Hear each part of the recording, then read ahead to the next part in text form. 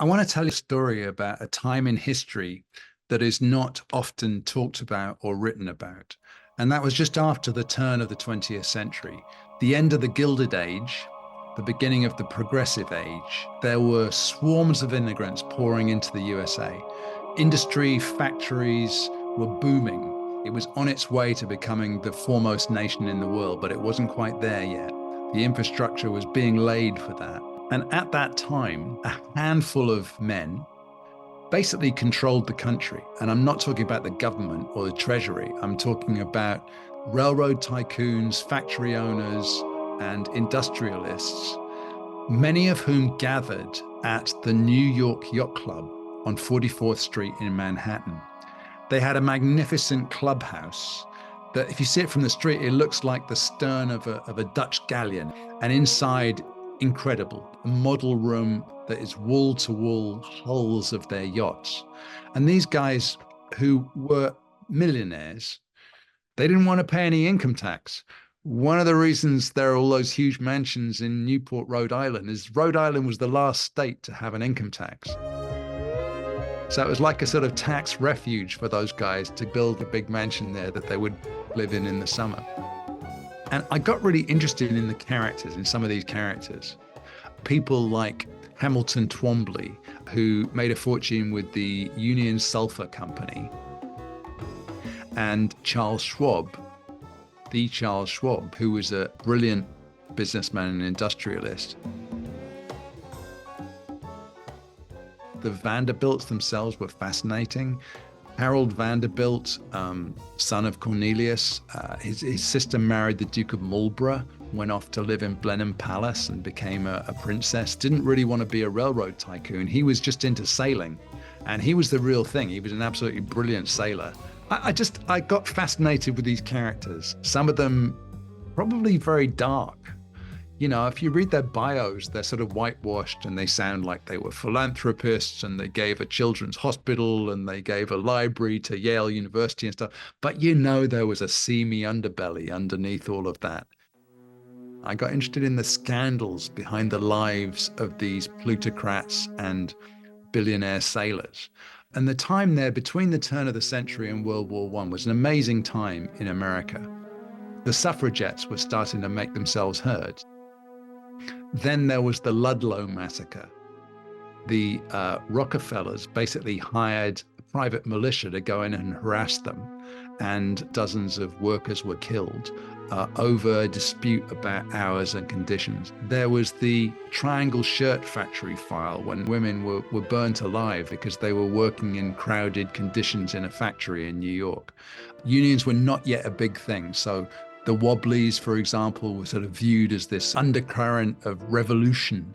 And some of the big guys wanted to push back on that, fight back against the unions. Probably sounds a little bit familiar if you follow some of the big companies around today. Meanwhile, at the New York Yacht Club, their favorite pastime was big yacht racing. And they owned the largest sailing yachts that the world had ever seen. They tried to outdo each other by each commissioning a bigger, more fancy sailing yacht.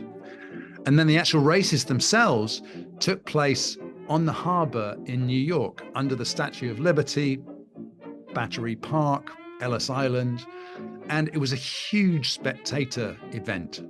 So the water would be dotted with large and small boats, big steam spectator boats selling tickets, little rowboats, little motorboats, canoes, whatever it took. Everybody was out on the water, and it was like this massive party. I mean, there were galas, there were fireworks. Now, the owners themselves didn't all actually sail.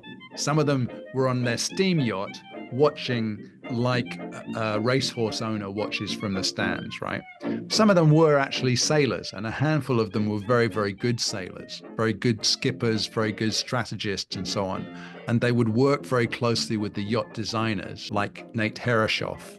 And the yachts just kept getting bigger and faster, and the stakes that were bet on this were bigger and bigger. It was the biggest betting sport in the USA, more than boxing, more than horse racing. Thousands were wagered on these races. These yachts, the downside of them, apart from the cost, was that it took 35 or 40 men to race them. And these couldn't be other New York Yacht Club members with their soft hands. It had to be hardy, weather-beaten Maine lobstermen. That's where they got their crews from. Their hands were already leathery. They didn't feel the cold. They worked together well as a team. In a bad season for fishing or lobstering, they really needed the money. And at night, they would lie in their hammocks and read their Bibles because they were churchmen instead of going out in the town and getting drunk. So if you're a New York Yacht Club millionaire and you've got this big yacht that requires 35 guys to sail it, you would send up to Maine fishing ports and you would recruit your crews there.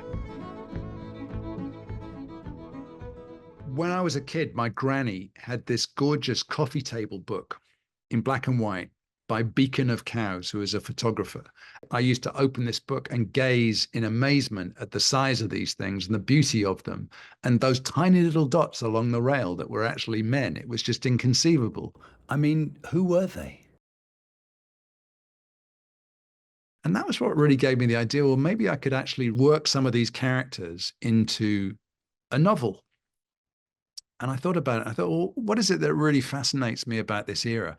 I think it was the division of the extreme wealth and the extreme poverty, which is nothing new, you know, and it hasn't gone away still, but it was really amplified round about that period. And the New York Yacht Club sort of said it all. It was an absolute expression of complete wealth and power. And yet the guys that were working for them, sailing their boats for them, had nothing. They were penniless Maine fishermen.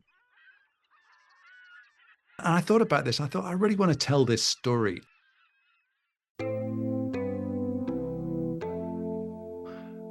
I do think in fictional terms. I think the lyrics of my songs are very like fiction. Some of the music videos I made are like mini movies and so on. So I think I have the sort of creative mind of a writer, but I'd never had a go at it. I love things that I've never had a go at. You know, where there's like a new skill that I have to learn, and I'm going to have to get good at it because I hate being bad at things. And I'm at heart, I'm a real show off. So I'm not going to put anything out there until I get good at it. But I love the process of learning and figuring out how to do something well when I really don't have a clue. And so I came up with the idea of writing a novel about all of this. And I think you ought to check it out. It's called Prevailing Wind. Thank you for watching.